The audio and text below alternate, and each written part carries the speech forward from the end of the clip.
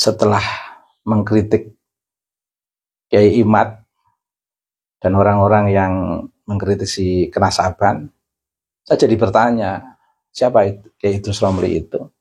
Ada informasi itu loh, yang teman akrabnya Kiai Fahim Mawardi itu loh. Saya baru teringat, oh iya, Dalalatul Amri. Setiap persoalan di tengah pembebasan dan pencerahan para tokoh yang beliau persoalkan, itu justru menguatkan para tokoh yang beliau komentari, para tokoh pencerah dan pembebas yang beliau komentari, yang dikomentari oleh Kiai Idrus Romli. Rata-rata akan menjadi besar. Rata-rata adalah orang-orang yang punya pengaruh besar. Sekaligus di situ nampak memang spesialisasi Kiai Idrus Romli memang dalam dialektika di persimpangan jalan para pencerah, dia itu selalu ingin menghadang, justru lebih menguatkan sintesis dari pandangan setiap tokoh pembebas dan pencerah. Katakanlah beliau mengomentari sosok yang membawa harum bangsa ini, tapi oleh Kiai Idrus Romli justru malah direndahkan, dicibiri. Sebaliknya, tokoh-tokoh yang membuat gelap Bani Ba'alawi, yang tidak mengharumkan nama baik Bani Ba'alawi, seperti yang dilakukan oleh Habib Rizik, Habib Bahar, justru di mata Kiai Idrus Romli adalah orang-orang terbaik di zamannya. Gus Dur di mata Kiai Idrus Romli orang-orang yang tidak baik. Jangankan secara personal, secara institusi saja. Nahdlatul Ulama selalu dia recoki, tapi kan lontaran-lontaran Kiai Idrus Romli itu kan di pinggir jalan, di persimpangan jalan. Gerakan apapun yang dikomentari oleh Kiai Idrus Romli itu akhirnya akan menjadi gerakan yang menjadi yang lebih baik. Sama Kiai Imad, setelah ada komentar dari Kiai Idrus Romli, oh malah semakin baik. Sehingga kita sudah bisa berkesimpulan akhirnya Rabitoh kapasitasnya yang harus diusung untuk membela kenasaban dari Bani Ba'alawi, ya kapasitas Kiai Idrus Romli. Di tengah realitas diskursus akhir-akhir ini. Tapi ada yang menarik membaca sosok Kiai Idrus Romli itu. Hal yang mengherankan bagi saya adalah ketika tiba-tiba Kiai Idrus Romli itu berbicara tentang akhlak. Berbicara tentang akhlak. Termasuk dari buku-buku beliau, mencoba saya lihat. Itu rata-rata ya sangat normatif. Sangat normatif. Sehingga tidak terkait dengan persoalan-persoalan yang memang memerlukan resolusi yang sangat penting dalam diskursus kebudayaan peradaban, hubungannya dengan kemanusiaan, keadilan, dan persamaan di muka bumi ini, yang itu menjadi isu utama dalam risalah kenabian yang dilupakan dalam diskursus yang ingin dibangun oleh Kiai Idrus Romli. Kiai Idrus Romli itu kan diskursusnya diskursus tek, dari tek untuk tek menuju tek, berhenti pada tek. Beliau berbicara tentang akhlak, sementara hari-hari dalam diskursus yang mereka bangun, yang dibangun oleh Kiai Idrus Romli dan kawan-kawan, itu justru mengkritik para tokoh-tokoh besar di Indonesia. Dia mengasumsikan itu hebat. Tapi saya justru berbeda. Saya mengasumsikan apa yang dilakukan oleh Kiai Idrus Ramli itu akan membuat nampak kehebatan tokoh-tokoh yang menjadi sasaran kritik Kiai Idrus Ramli dan menunjukkan sisi kelemahan dari Kiai Idrus Ramli yang ketika hendak mengkritik ternyata kritik itu hanya didasarkan kepada teks secara normatif tanpa melihat realitas relasinya dengan teks yang dia baca. Makanya tidak nyambung antara teks yang dikeluarkan oleh Kiai Idrus Ramli dengan riset Kiai Imad. Yang lebih nampak justru nasihat-nasihat tentang arti pentingnya mencintai ulama. Oh, bagus ini, bagus. Mencintai ulama itu sangat penting. Nasihat Kiai Idrus Ramli untuk mencintai ulama itu penting. Tapi nggak cocok dengan realitas ketika nasihat Kiai Idrus Ramli diarahkan pada riset Kiai Imad. Kiai Imad itu sendiri adalah seorang ulama. Kalaupun refleksi beliau seperti itu refleksi untuk menguatkan psikologi masyarakat terkait dengan arti pentingnya riset itu. Tapi belum pernah kita temui ungkapan-ungkapan Kiai Imad yang memunculkan istilah-istilah hewan dalam ceramah-ceramah beliau. Berbeda dengan tokoh-tokoh sentral di Bani Pahlawi. Akhir-akhir ini kita saksikan seperti yang diungkapkan oleh Habib Bahar itu. Hubungannya Habib Rizik dengan Gus Dur, ya yang dibela Kiai Idrus Ramli pasti Habib Rizik. Yang menarik, beliau sangat istiqomah dengan perawakan dan pembawaan eksistensi seperti ini. Itu menarik. Dalam sistem dialektika itu menarik. Kalau saya sebut Kiai Idrus Ramli ini selalu menjadi antitesa yang gagal. Antitesa yang gagal meyakinkan masyarakat, mencerahkan masyarakat. Kecuali komunitasnya sendiri. Dia konsisten sebagai sosok antitesis.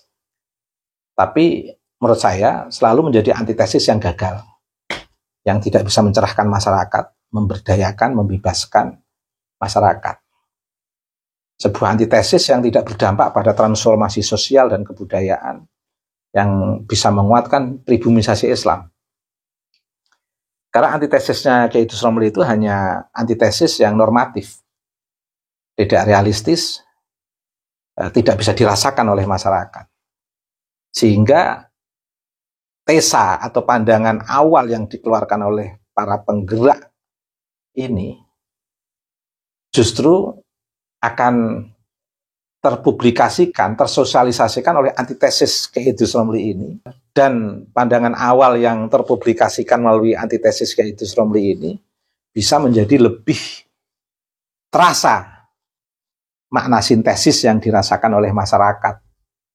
Hasil pandangan ulama yang dikritik oleh Kiai Idrus Ramli sebagai bentuk antitesis, justru pandangan yang dikritik ini menjadi lebih terasa dan nikmat dirasakan oleh masyarakat. Secara real, pandangan Kiai Imad setelah digugat oleh Kiai Idrus Ramli itu malah menjadi terpublikasi, menjadi lebih nikmat dirasakan oleh masyarakat. Hasil pandangan Kiai Imad ini sebagai sebuah simpulan yang bisa dinikmati masyarakat. Dan dalalahnya semua para muhibbin atau pembela nasab Bani Pahlawi yang dirungkatkan oleh Kiai Imad itu dilalahnya orang-orang yang mempunyai jejak digital yang istiqomah sebagai antitesa yang gagal. Sebagai antitesa yang gagal. Kalaupun ada orang yang berkualitas seperti Kiai atau Habib Husin Al-Munawwar. Tetapi karena tesis Kiai Imad ini adalah sebuah kebenaran, sekualitas apapun orang itu yang ingin melibatkan diri membela nasab Bani Ba'alawi, tetap akan berat menjawab, menggugat, atau membatalkan gugatan Kiai Imad yang membatalkan nasab Bani Ba'alawi itu akan berat. Sekelas keilmuan siapapun yang ingin dipertaruhkan untuk melawan Kiai Imad berat, sampai sekarang ini belum ada. Apalagi sosok Kiai Idrus Romli, yang istilah saya itu sosok yang istiqomah dalam antitesis dialektika ilmu-ilmu keislaman. Istiqomah sebagai antitesis yang kebetulan selalu ditakdirkan gagal untuk membatalkan pandangan-pandangan pencerahan pembebasan yang ingin dibangun oleh seseorang yang justru dengan kehadiran antitesis atau gugatan Kiai Idrus Romli malah semakin menguatkan nikmatnya siapapun yang dikritik oleh Kiai Idrus Romli. Mengapa posisinya kok seperti ini Kiai Idrus Romli itu? Karena setiap antitesa yang dikeluarkan oleh Kiai Idrus Romli, digugat oleh Kiai Idrus Romli, justru akan menunjukkan keabsahan pandangan tokoh yang digugat. Kenikmatan gerakan tokoh yang digugat oleh Kiai Idrus Romli. Kiai Idrus Romli tidak memahami bagaimana susah payahnya menghentikan gerakan orang yang menjadi tokoh sentral para habaib yang melakukan kriminalitas lagi-lagi dia. Dengan hadirnya tesis Kiai Imad, pemilu 2004 nyaman. Yang paling heboh justru juga pidato Habib Bahar. Tapi kan ditertawakan banyak orang. Orang datang di pengajian Habib Bahar itu untuk nonton. Orang nekat seperti itu. Bukan untuk mengagumi ajarannya, tapi untuk nonton. Orang nekat seperti itu. Menyandingkan istilah ulama dengan nama hewan. Na'udzubillah min dzalik. Oh, ini orang-orang awam bisa terpancing untuk salah paham dan berasumsi negatif terhadap risalah tanpa disadari, menggerakkan orang untuk bersikap murtad. Nah, kayak hal-hal yang seperti ini tidak dipahami oleh Kiai Idrus Romli. Taunya bagaimana menghukumi orang yang menggugat nasab, tidak tahu duduk persoalan dan hal penting dari tesis Kiai Imad ini dalam konteks menjawab persoalan-persoalan yang dilakukan oleh orang yang menjadikan kenasaban sebagai legitimasi kriminalitas, sebagai legitimasi kejahatan. Yang menarik,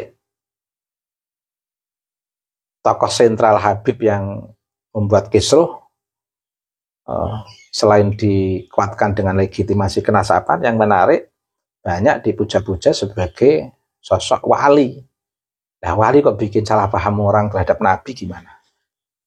Wali kok bikin salah paham orang terhadap nilai-nilai keutamaan dan kebenaran yang diajarkan Islam gimana? Nah, justru sosok-sosok seperti ini menjadi menarik bagi Kiai Idrus Romli. Nah, kalau untuk sosok-sosok yang membuat umat salah paham terhadap Islam, Kiai Idrus Romli tidak mau menjadi antitesisnya. Justru menjadi penonton yang baik. Kiai Idrus Romli itu menjadi penonton yang baik dalam gerakan Habib Rizik, penonton yang baik dalam gerakan Habib Bahar, penonton yang baik untuk tidak berkomentar. Nah, kalau untuk gerakan Gus Dur, dan aktivis-aktivis NU, yaitu Romli itu penonton yang baik untuk menguatkan gerakan pencerahan. Jadi ada makna yang berbeda, meskipun istilahnya sama-sama menjadi penonton yang baik, tapi substansinya berbeda. Itulah Allah menghadirkan seluruh umat manusia dengan kapasitas yang berbeda-beda. Itulah Allah. Dan semua ada hikmahnya. Ini bagian dari rahasia Allah. Dari dulu, komentar Kiai Idrus Romli, antitesis Kiai Idrus Romli yang dialamatkan kepada tokoh-tokoh besar sebelum Kiai Imad, sampai ke Kiai Imad, itu tidak ada diroyahnya. Nggak ada riset dari perspektif sosiologisnya, dari perspektif antropologisnya, dari perspektif kebudayaannya, dari perspektif pencerahannya, itu tidak ada. Nggak ada diroyahnya. Seluruh komentar-komentar Kiai Idrus Romli nggak ada diroyahnya. Dia hanya membaca. Yang menarik kemarin terakhir, nasihat beliau untuk mencintai ulama. Saya nggak tahu nasihat itu apakah juga diperuntukkan Kiai Idrus Romli untuk Habib Bahar, saya nggak tahu. Apakah juga diperuntukkan untuk Habib Rizik, apakah juga diperuntukkan untuk Muslim Cyber yang juga dilakukan oleh Habib, apakah juga diperuntukkan untuk bocil-bocil Habib yang suka pamer buku-buku nasab itu, saya nggak tahu. Atau nasihat Kiai Idrus Romli itu hanya untuk Kiai Imaduddin.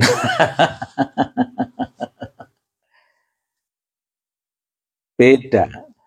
Kiai Imad itu betul-betul sosok yang merepresentasikan Nahdlatul Ulama, kebangkitan ulama dalam konteks kebangkitan pemikir, kebangkitan penggerak. Ulama itu kan orang yang betul-betul mau berpikir dan mau menggerakkan nilai-nilai keutamaan dan kebenaran risalah Minabil Mustafa Muhammad SAW sebagai keberlangsungan nubuah yang diambil dari nabi-nabi sebelumnya. Sehingga bagaimana gerakan Kiai Imad ini betul-betul dirasakan masyarakat, memberikan resolusi konflik di tengah masyarakat.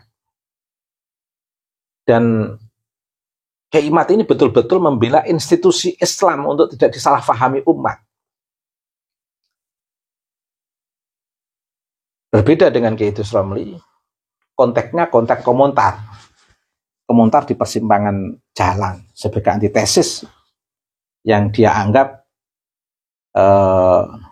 ilmiah dan paling benar, sementara orang-orang yang dikomentari itu adalah orang-orang yang dalam kategori salah dan dalam kerendahan. Tetapi yang terjadi sebaliknya. Bagaimana Allah mengangkat derajat orang-orang yang telah dikomentari oleh Kiai Idrus Romli. Bagaimana Allah mengangkat derajat Habib Quraisy Shihab yang dikomentari oleh Kiai Idrus Romli. Bagaimana Allah mengangkat derajat Gus Dur yang dikomentari oleh Kiai Idrus Romli. Mengangkat derajat Kiai Haji Ulil Absar Abdallah yang dikomentari oleh Kiai Haji Idrus Romli. Dan semua yang dikomentari oleh Kiai Idrus Romli itu diangkat derajatnya oleh Allah setinggi-tingginya. Dalam hasanah keislaman di Indonesia, dalam hasanah pribumisasi Islam, dalam ruang permasalahan masyarakat yang di situ hadir memberikan resolusi. Yang resolusi ini mencoba ingin dicabut oleh Kiai Idrus Romli. Yang justru nanti akan berbalik bagaimana masyarakat membaca realitas peran Kiai Idrus Romli sebagai antitesis yang saya kategorikan gagal dengan peran ulama yang dikomentari, yang memberikan pandangan, tesa, dan betul-betul melahirkan sintesis yang bisa dinikmati oleh masyarakat luas. Harusnya kalau Kiai Idrus Romli itu konsisten dengan ilmu ulamanya, keilmuannya yang diambil dari basis ilmu-ilmu para ulama, harusnya melakukan gugatan terhadap risalah Kiai Imad atau yang dikenal dengan tesis Kiai Imad itu dengan riset juga, Diroyah harus dilawan dengan diroyah. Diroyah kok dilawan dengan nasihat. Ya berbeda alamat. Nasihat itu untuk orang yang sedang lupa secara moral, tapi untuk seorang ulama yang memiliki komitmen tinggi, justru ingin menegakkan moralitas melalui risetnya, ya dilawan dengan riset lah, dilawan diroyah, ya dilawan dengan diroyah. Kiai Imad yang luar biasa ingin menjaga institusi marwah ilmu keislaman dan marwah nubuwah, menjaga keberlangsungan nilai-nilai keutamaan yang diajarkan oleh wahyu dan para nabi, yang diajarkan dalam kewahyuan dan kenabian. Wah, ini udah luar biasa. Butuh perjuangan yang gigih. Karena setahu saya belum ada yang punya nyali besar seperti Kiai Imad. Saya katakan nyali besar itu, saya sendiri tahun 2016 itu sudah mengingatkan, membuat pernyataan yang juga share oleh Watali Jagat. Itu saja mikir, saya sendiri mikir.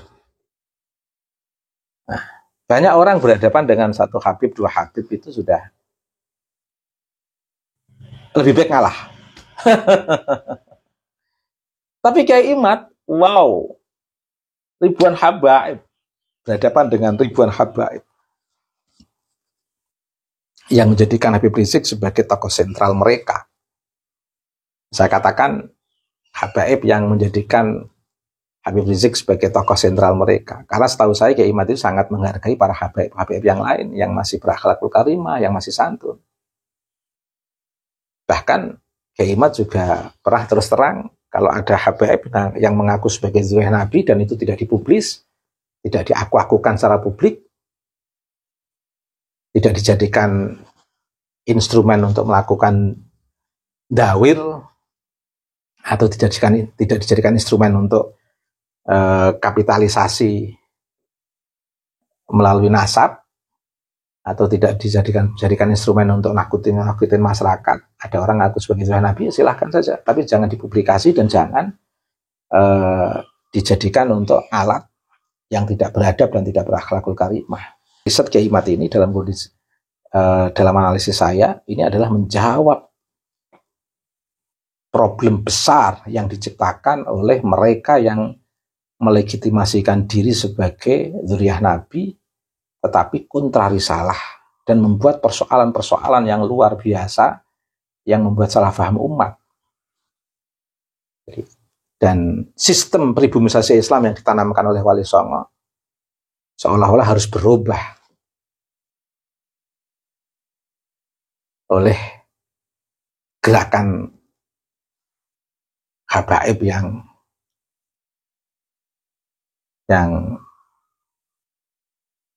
sejak Gus Dur sampai sekarang tidak kunjung berhenti, malah semakin membuat keonaran. Ya, tentu sekarang ini sudah tidak terasa, dan sejak munculnya risalah Kiai Imad, ini artinya risalah Kiai Imad sebagai sebuah hasil riset betul-betul secara sintesis bisa dinikmati oleh masyarakat. Tapi saya sering mendengar orang yang ada di Robitoh, bahkan notabene sebagai ketua Robitoh dari Bani Ba'alawi, mencaci Banser dengan sumpah-sumpah, menghina kebijakan Ansor, menerjunkan Banser, menjaga gereja dan lain sebagainya. Ini dihina, direndahkan. Ini kan sebenarnya menyinggung mereka yang terlibat dari anak-anak NU untuk mengikuti keputusan organisasi dari Ansor ini sebagai bagian daripada institusi di bawah Nahdlatul Ulama. Itu sering sekali saya dengar. Bagaimana istilah-istilah yang dilontarkan oleh habaib-habaib yang menjadi sentral para habaib di Indonesia terhadap NU. Kok bisa NU yang notabene melindungi Robitoh dari Bani Ba'alawi, tapi secara ketokohan dari Bani Ba'alawi ini dengan enaknya mengeluarkan istilah-istilah yang tidak baik, yang saya tidak bisa mengulang istilah-istilah itu. Yang lebih fatal, demo massa yang dipimpin oleh para habaib menggeruduk gedung PBNU. Padahal selama ini belum pernah PBNU, anak-anak dari gerakan Nahdlatul Ulama ini menggeruduk Robitoh Bani Ba'alawi, belum pernah. Kok bisa? Seolah-olah Robitoh dari Bani Ba'alawi ini menguatkan gerakan FPI. Bagaimana pernyataan-pernyataan Habib Taufik itu. Dan pertemuan-pertemuan mereka antar Bani Ba'alawi. Dan yang saya sedih, justru orang-orang seperti ini menjadi tokoh sentral di lingkungan habaib. Antitesis yang dilakukan oleh Kiai Idrus Romli itu ternyata saya kira pernah mau reda diskursus ini. Begitu Kiai Miftahul Akhyar nyinggung tentang Bani Ba'alawi, rame lagi diskursus itu.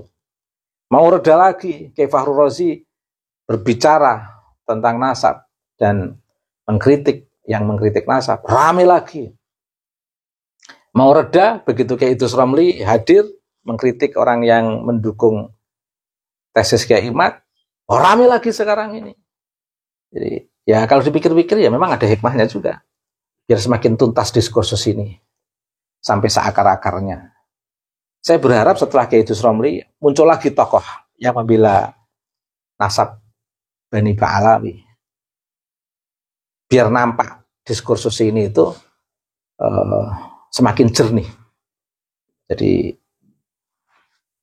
tetap ada manfaatnya kehadiran Kiai Idrus Romli. Semoga nasihat Kiai Idrus Romli tentang arti pentingnya menghormati ulama sudah didengar oleh tokoh-tokoh sentral para habaib yang melakukan kriminal, yang ngumpat-ngumpat Gus Dur sebagai sosok yang saya sendiri nangis kalau mau menyebut istilah ini, itu yang diungkapkan oleh sosok sentral dari Bani Ba'alawi. Semoga juga mendengarkan nasihat Kiai Idrus Romli. Kiai Idrus Romli nasihatnya untuk menghormati ulama bagus, objektif saya. Ya, saya ini kan dapat sanad dari orang tua. Siapapun yang ucapannya sesuai dengan Al-Quran dan hadis, diikuti saja. Kita ini enak. Ibarat kita ini tidak hafal Quran hadis, asal kita mau menerima semua yang dari Quran hadis itu sudah baik. Terakhir, saya ingin bertanya kepada Kiai Idrus Romli. Kalau Kiai Idrus Romli ingin menghentikan tesis Kiai Imad dengan mengeluarkan fatwa seperti itu, pertanyaan saya, siapa yang akan menghentikan arogansi, kesombongan habaib yang mengatasnamakan nasab? Siapa yang bisa menghentikan? Siapa yang bisa diandalkan untuk menghentikan? Atau Kiai Idrus Romli sendiri? Silahkan hentikan dengan cara Kiai Idrus Romli. Karena kalau nggak dihentikan, berbahaya untuk umat. Gerakan tokoh-tokoh sentral di Bani Ba'alawi ini yang dimotori oleh Habib Rizik, Habib Bahar, betul-betul sangat tidak baik terhadap Islam. Mungkin ada ungkapan klise, iya, biarkan Habib Bahar yang begitu salah tetap salah, yang penting Habib yang lain tidak. Persoalannya ini membawa ras Bani Ba'alawi. Nah, kalau sudah membawa ras ini kan satu kesatuan ini akan sangat-sangat saling terkait. Kalau di kiai-kiai kan enak, kiai NU. Tidak ada yang mengaku-ngaku nasab bersambung ke Nabi. Sehingga kesalahan satu kiai itu tidak akan merembet kepada kiai yang lain. Karena masing-masing kiai itu membawa eksistensinya sendiri-sendiri. Betul-betul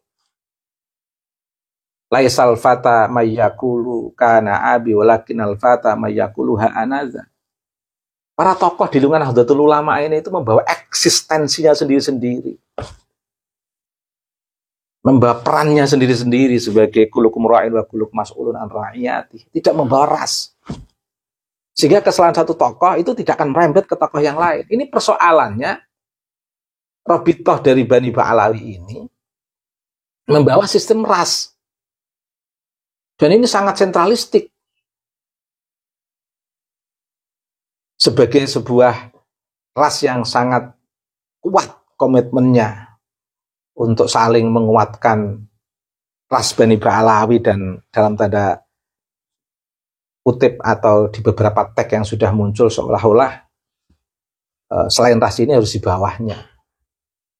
Karena ini sudah masuk dalam sistem rasial, sehingga satu ungkapan seseorang ini akan merembet ke yang lain. Sudah menjadi jaringan. Satu kesatuan di Bani Ba'alawi ini sudah menjadi sistem ras. Ras yang sudah merasuk dalam sistem satu kesatuan Bani Ba'alawi. Sehingga kesalahan satu orang itu akan merembet ke semuanya. Padahal ini bukan kesalahan satu orang saja. Ini menjadi tokoh sentral kok. Banyak pengikut Habaib. Banyak pengikut yang dari Habaib. Bahkan banyak Habaib yang muji-muji Habib Rizik Bahar sebagai tokoh sentral. Siapa yang bisa menghentikan ini? Taruhlah Kiai Romli tidak percaya kepada risalahnya Kiai Imad. Tapi dengan cara apa untuk bisa menghentikan arogansi, hegemoni para habaib melalui tokoh sentralnya ini terhadap masyarakat Indonesia? Siapa yang sanggup? Kiai Imad sanggup. Kalau nggak setuju Kiai Imad, Kiai Romli, dengan cara apa Anda menghentikan hegemoni habaib yang mengecilkan bangsa ini?